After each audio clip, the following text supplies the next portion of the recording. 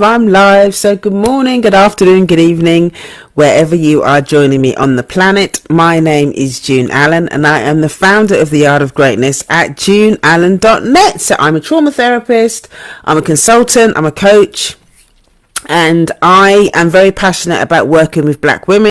Hi, thanks for joining. I'm very passionate about working with black women around sisterhood, self-love and sobriety.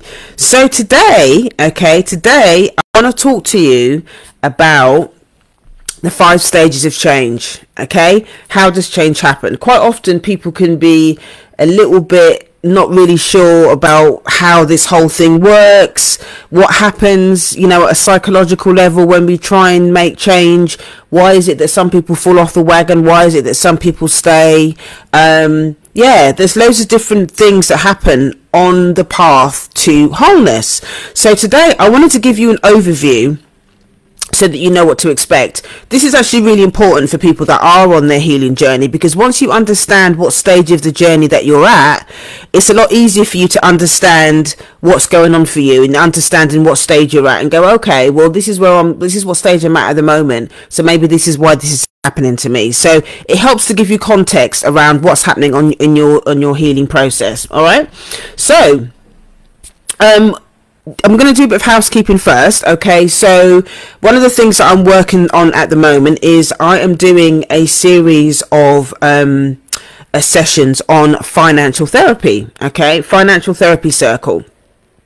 And obviously with everything that's going on at the moment with the cost of living crisis and people talking about a global recession, I thought this was a really good idea to use it as an opportunity to talk about the psychology of money, to talk about how living inside abusive, oppressive structures, how that impacts our ability to show up and be visible and earn money, talking about money trauma in terms of our history and all of that kind of stuff. So the class is actually happening on a Thursday evening, okay? Thursday evenings, 8 p.m. UK time, and I've currently got a Black History Month offer on at the moment. So you pay £97 and you can do a 2-month trial, okay? That ends at the end of Black History Month. So if you're interested in exploring that a lot more, you can click the link in my bio, go to heal.juneallen.net. That's heal.juneallen.net. That's heal.juneallen.net. So that's going to be really helpful for you. Not only are we reading The Black Woman Millionaire by Dr. Venus Opal Reese to help guide the conversations.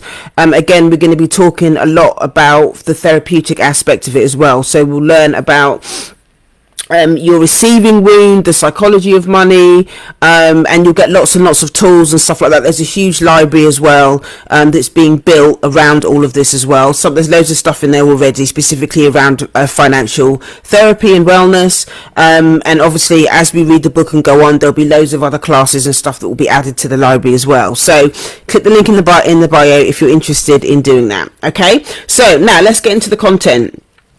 So the content I'm going to be sharing with you today, we're going to be talking about the 5 stages of change. Okay, what happens around the 5 stages of change. If you've got any questions or anything about anything that I share, you can drop it in the comments, or you can email me if you don't feel confident sharing it in the chat.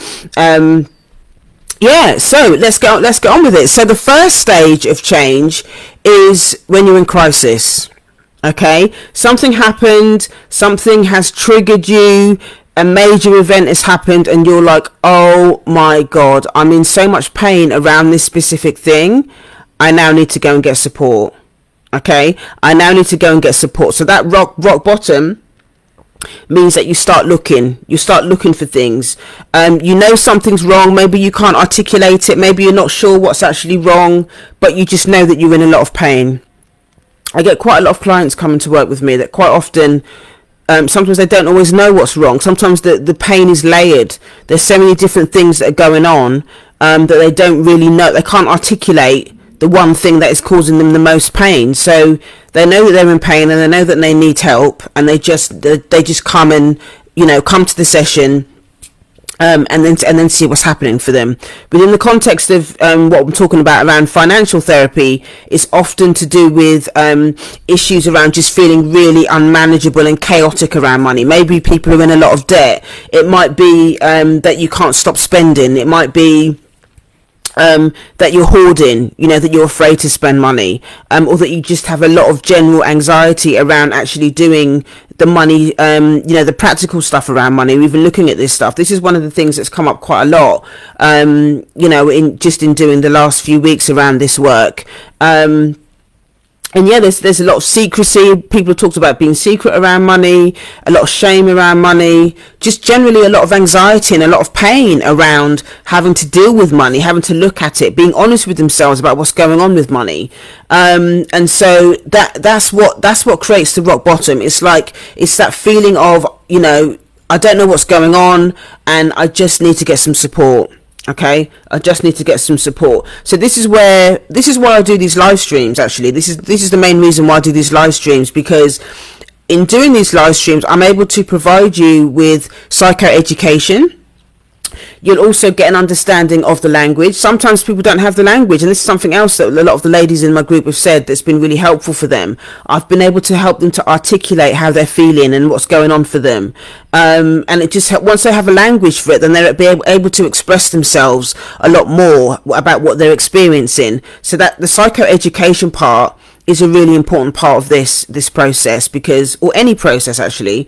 And yeah, so I do these live streams to help give you context around how you're feeling. A lot of times people will come to me and want to work with me about stuff, and they'll think that it's one thing, but quite often there's a history there that's kind of underpinning the thing that's going on in the present. So as an example, one of the things that's important to think about in terms of the financial therapy thing is having a conversation around how living inside the system of racism, patriarchy, sexism, all of that stuff, living inside oppressive systems, how does that impact our relationship with money? How does that impact how we feel about money? It's not just about the fact that, you know, maybe that you're in debt or you're in chaos around money. You need to understand what's going on for you in terms of your own money behavior in the present, but also what's underpinning it, what's the stuff that's going on under, what's driving it, and not just looking at your own behavior in the present, but what was going on in your family around money, and then looking at the wider context, how the structure, how living under the system of racism impacts how you behave around money. That type of stuff is not always discussed.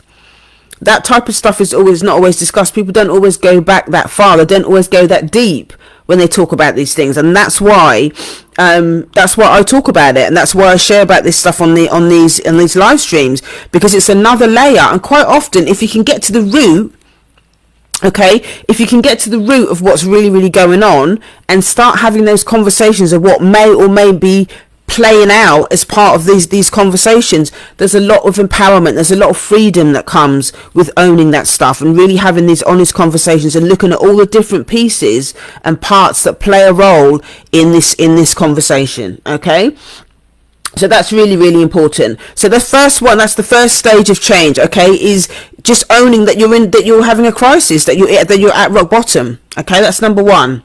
Number two, okay, is awareness. Now, obviously, I talked a little bit about psychoeducation. That's a really important part of, you know, letting you understand or giving you an idea of as to where you may be. Okay, now an important part of the psychoeducation and the awareness part, which is the second stage, is really looking at things like the characteristics of your behavior. What are the things that you're doing all the time that are not serving you? And depending on what the issue is, you know, there'll be different behaviors that play out. So, you know, if I look at it again within the context of the financial therapy, it is things like overspending, it's things like underspending, you know, not spending money on things that you really need to for yourself. So you're neglecting yourself, you know, because you're afraid to actually spend money. So it's the hoarding, it's the overspending, there might be money shame. Okay, as part of that, maybe I'll do another live stream actually, and I'll go through all the specific characteristics. So I'm just giving you a few examples today, so you get some context. But yeah, and thinking about the behaviour, so it's things like overspending, hoarding. There might be shame attached to it.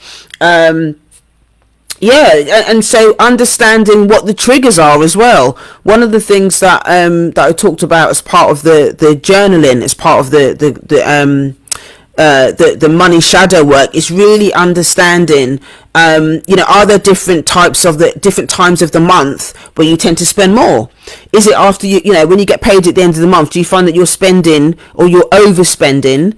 It goes through the roof, or at the first week or so of the month, and then towards the end of the last bit of the month, you're scraping the bottom of your purse looking for coins or whatever. Are there certain people that when you do your overspending, are there people that trigger you, or places that trigger you, or situations that trigger you, that means you're more likely to overspend?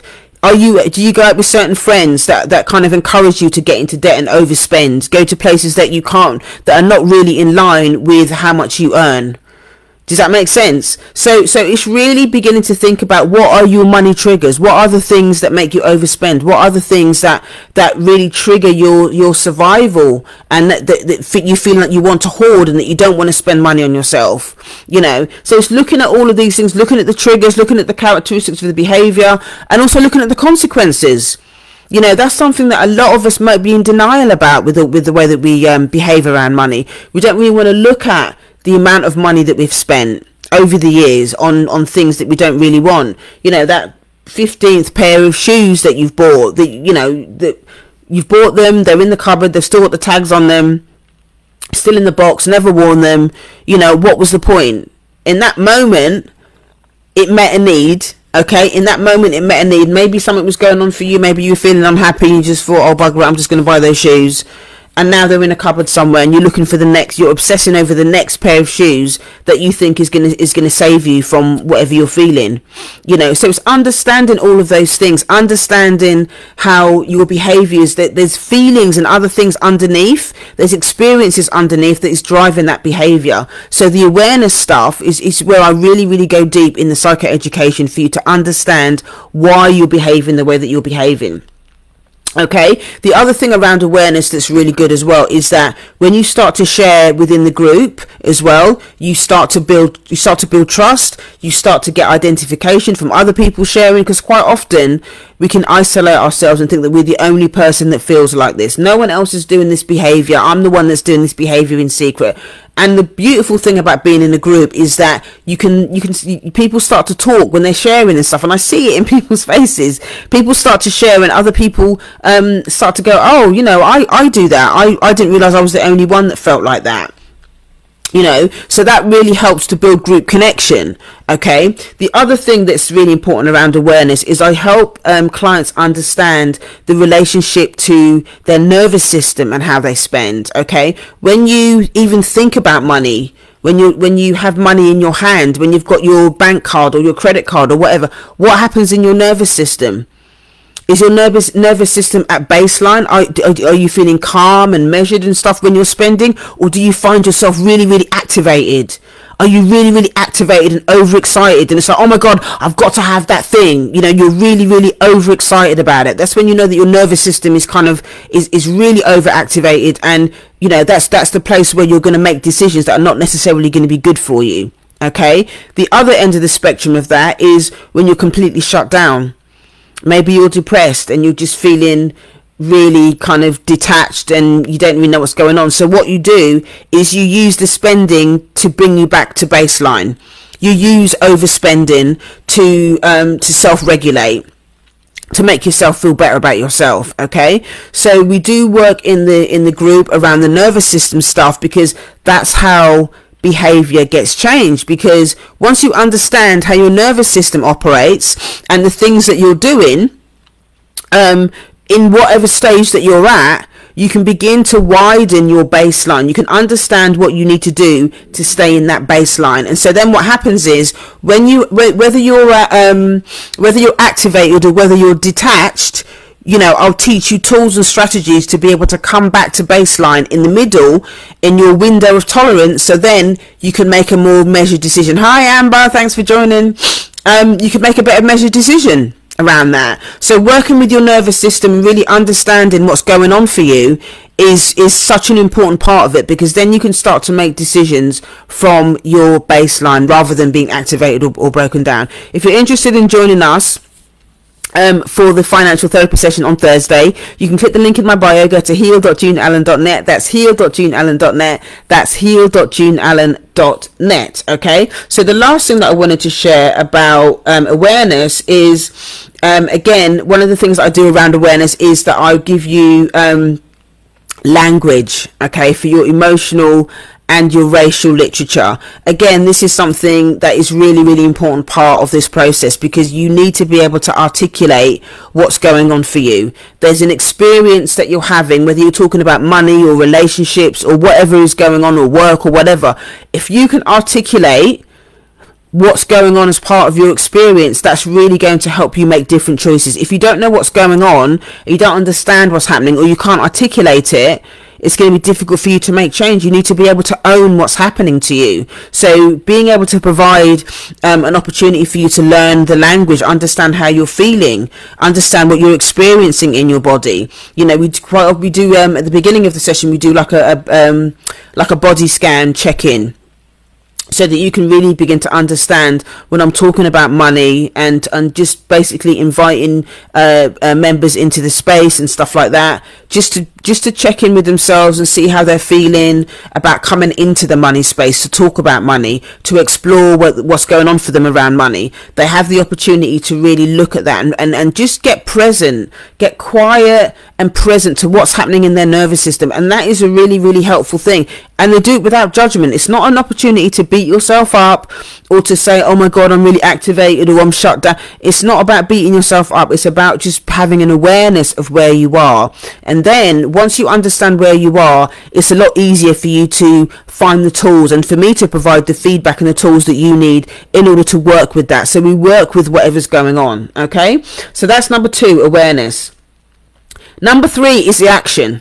Okay, number 3 is the action plan. So this is where we actually, we create, what we do is in terms of like a spending plan or a budget or whatever you want to call it. Okay, so this is really important, obviously, because then once you've understood your nervous system, the psychology of money and all the rest of it, then you're in a better place to be able to start taking action, doing the practical things around money. This is where we do things like, we might have to call our accountant, or speak to HMRC, or talk to your corporate workplace about getting a raise and all of this kind of stuff.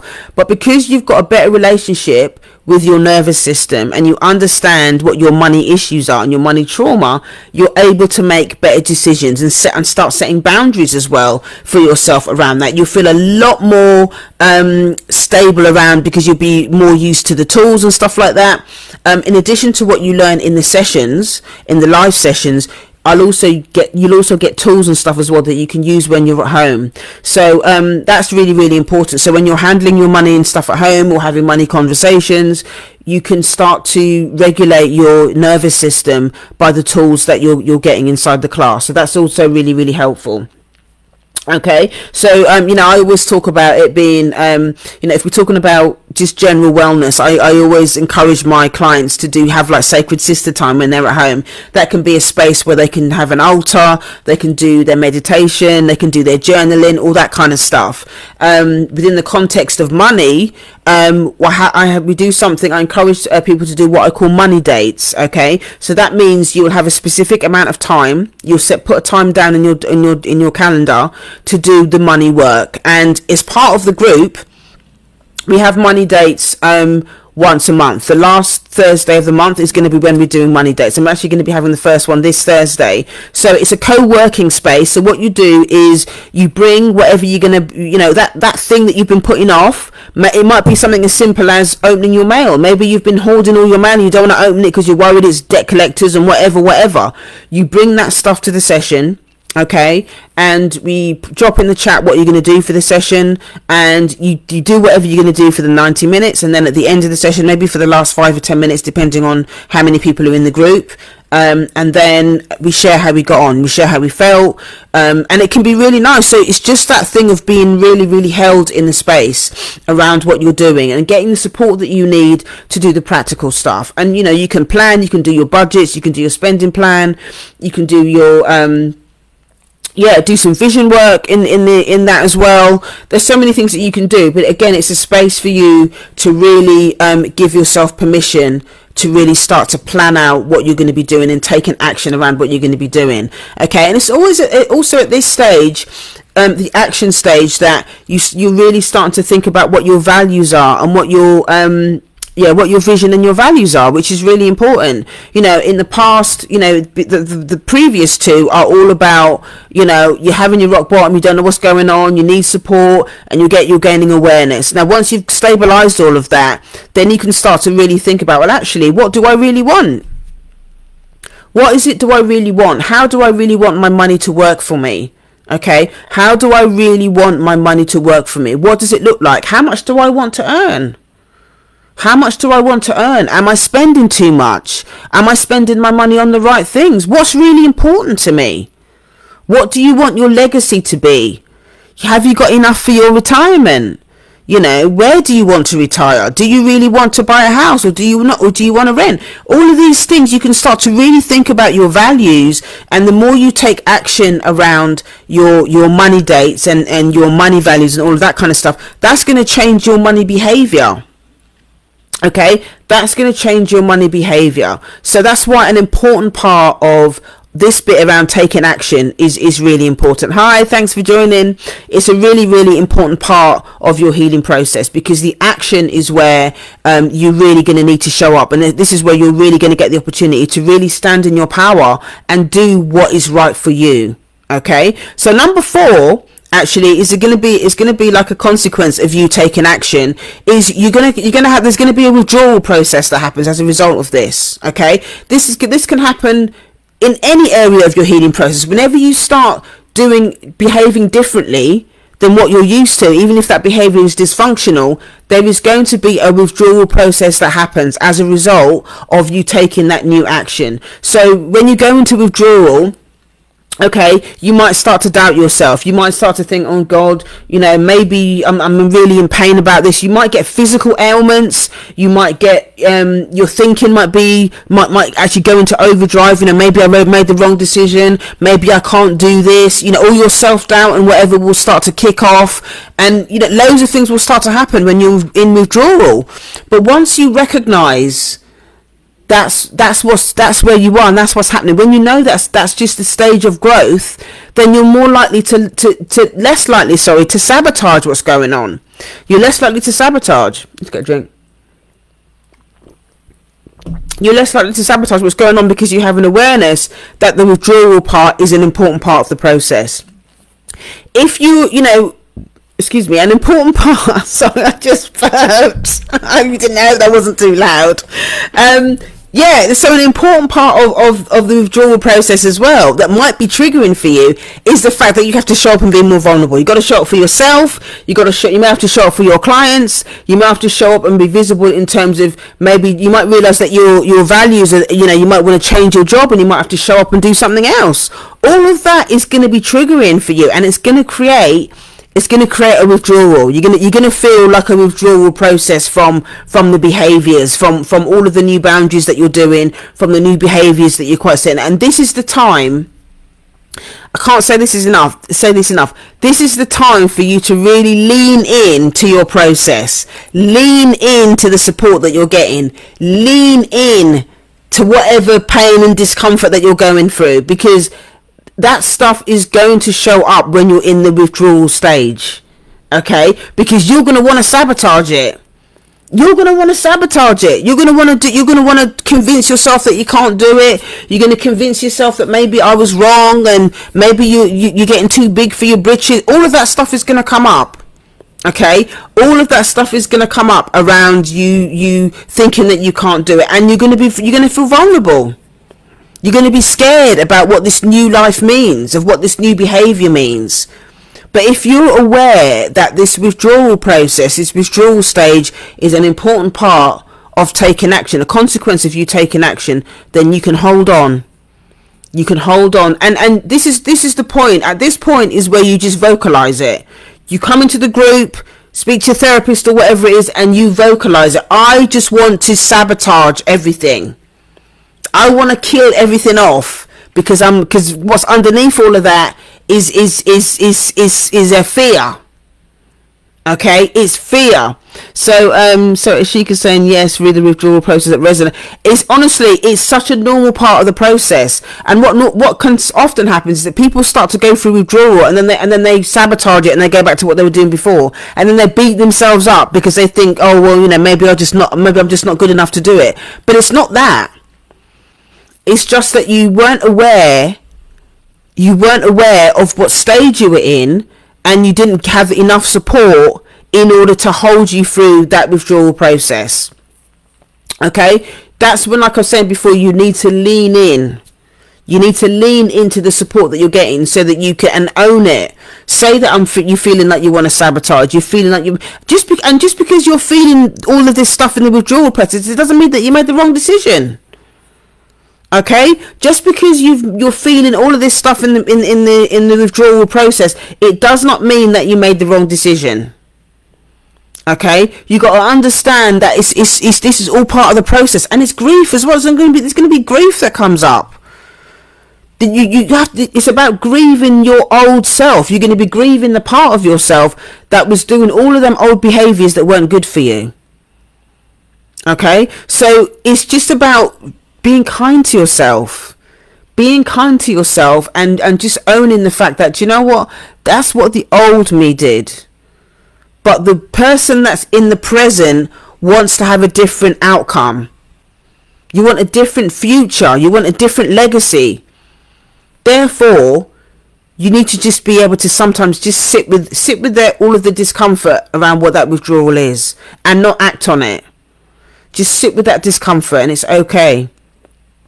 Just know that it's okay for you to feel all those things. And if you need to talk about setting some different types of boundaries, because if you're in that vulnerable place and wanting to sabotage and do all that kind of stuff, it might be that you need to set some boundaries with yourself and maybe other people as well. You know, if you need to set boundaries around your financial therapy, then that's going to be really, really important. Hi Jack, thanks for joining. If you need to set some boundaries around your financial therapy, that's also going to be important. It might be that you cut up some of the credit cards that you've been using. That's a boundary. You know, it might be that you stop going out drinking with certain people, or going out eating with certain people, because they always expect you to pay, or they always expect you to spend more than you can afford, and all that kind of stuff. Start setting boundaries around what's going to work for you. Change is not going to happen if you stay around the same people that got you into the chaos in the first place.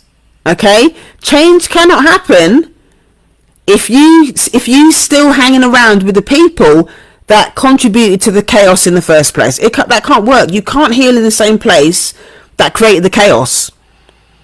You have to make a decision to do something else, to be around somebody else. Okay, you have to make a decision to be able to do something different, otherwise change is not going to happen. You have to prepare for change. Okay, that's an important part of it. So the withdrawal process, yes, it's really painful, yes, it can be uncomfortable, yes, it's going to throw up loads of self-doubt and all the rest of it, but like I said, if you lean in, that is the crucial time to lean in.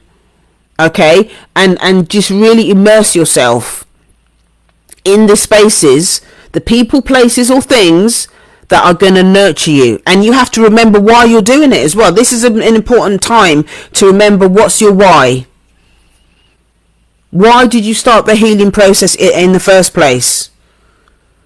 Remember that, yeah, this is a time for you to remember the rock bottom. What was the chaos that got you into the rock bottom in the first place? What was the shit that got you into that place of chaos in the first place? What is the money behavior that got you into all of that debt in the first place? Who are the people around you that helped you get into that debt in the first place? Okay, use your support network, use your support, whatever that looks like, to lean in to all of that stuff, so that you can share about what's happening for you, share about the discomfort. Because if you're doing that all by yourself and you're thinking that you're going to sit there with all the uncomfortable feelings, when you're vulnerable, it can't work. You have to process that. You have to share that. You have to be honest with yourself about how difficult it is. You know, you have to be honest with yourself about how difficult it is. And if you give yourself permission to lean into the withdrawal, you're going to get to number 5, which is the harvesting results. You're going to harvest the results. Okay, you're going to harvest results, which means you're going to have a better sense of self. You're going to have a lot more confidence. You're going to have more tools. Okay, things won't phase you the way that they used to.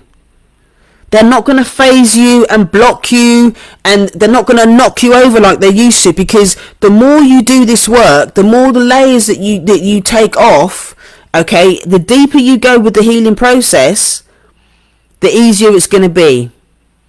The easier it's going to be. You're going to have moments when it gets tough. We're human. Okay, things in life are going to challenge you, but they're not going. You're not going to have the same reaction like you did when you had that first rock bottom.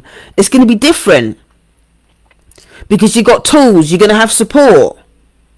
Okay, you're going to have you'll be able to maintain your challenges a lot easier because you've got a support network, because you've got tools, that you've got your own stuff that you're doing on your own as part of your sacred sister time, as part of your own self-care in between the sessions. And then when you're in the sessions itself, whether it's the group or whether it's with your therapist or whatever, you can get that support from others. Okay, but things will never be the same as long as you're consistent and you're willing to just keep doing this work. Things will never be the same for you. And you will grow, but change cannot happen unless you're willing to look at those 5 things. Okay, so number 1, you have to admit that you're in rock bottom crisis. Okay, number 2, you build awareness. So you got to be willing to look at your characteristics and soak up all the psycho education that you need to understand the nature of why you're behaving the way you're behaving. Okay, number 3 is taking action. Okay, get into the group. Get into a group or with your therapist and give yourself permission to immerse yourself in that support container. Okay, that's taking action. Number 4 is being mindful of the withdrawal. Okay, being mindful that there will be self-doubt. There will be times when you're thinking, oh my God, am I doing the right thing or whatever, but you lean into that withdrawal. If you can do those 4 things, then number 5, you will harvest results. Okay, you will get results. You will be able to maintain what you're doing. You'll be able to have a much richer life because you'll be more stable. You'll be more you stabilize yourself with all of the tools and stuff that you'll learn. Okay, and then you're able to go much deeper, because when you first come in to start doing this work, okay, you'll be dysregulated. You won't really know what's going on, and then the first important stages of what you do working with me is that I would help to stabilize you. Okay, to find your ground zero, to find your baseline, and you'll get tools to help you stay there, you know. And then the more you do this work, the deeper you go. That window that you have, that with that baseline, it widens because you can tolerate a lot more. You can tolerate a lot more. Okay, so you'll be able to open up. You'll be able to open up to more challenges and take bigger risks. Because you've got that grounding, you've got that foundation. You understand who you are. You understand what you need. You know how to ask for help. A lot of us don't know how to ask for help. A lot of us don't know how to ask for help, especially as black women. We don't know how to ask for help. And I think a lot of us are in so much shame that we don't know, we don't understand how to just say, you know, please help me. So we pretend. We pretend and we crack on with what we're doing. We keep ourselves busy. We pretend to everybody that everything's okay when actually it's not okay. And that's what keeps us small. And that's when things are never going to really change. Things are never going to change because you're always going to be you're hiding, and you haven't got to that first point that I talked about. You haven't admitted that you're at rock bottom. You haven't admitted that you're in crisis. Maybe you don't currently have a support system where you feel that you can do that. And you know, when I talk about black women not being able to ask for help, I say that not to shame you or to make you feel bad about not being able to do it, but just as an opportunity to know that, do you know what, you're not on your own doing this work. You're not on your own, and there is support out there. Whether it's financial therapy, whether it's, you know, one-to-one therapy, or whatever it is you got going on. You know, there is always somewhere that you can go for help. You know, if you're interested in joining me for the financial therapy sessions, which is going to happen on Thursday, okay, 8 p.m. London time, and we're going to be talking about money trauma, financial therapy, all of that good stuff. Click the link in my bio, go to heal.juneallen.net. That's heal.juneallen.net. That's heal.juneallen.net. So that's it for today. Thank you so much for joining me. If you know someone who is interested in anything that I've shared today, please share it with them. If you've got any comments or questions about anything that I've shared today, please drop it in the comments, or you can send me an email, info@yardofgreatness.com. Remember that the financial therapy study, you get 2 months free trial for £97. That is going to be ending at the end of Black History Month, so you've only got a few days left for that. So, you know, again, click the link in my bio and sign up, because that's going to be gone, okay, in a week or so. So yeah, I will see you tomorrow. I'm going to be doing live streams every day this week about different things. So yeah, take care, and I will see you next time. Thanks for joining. Bye.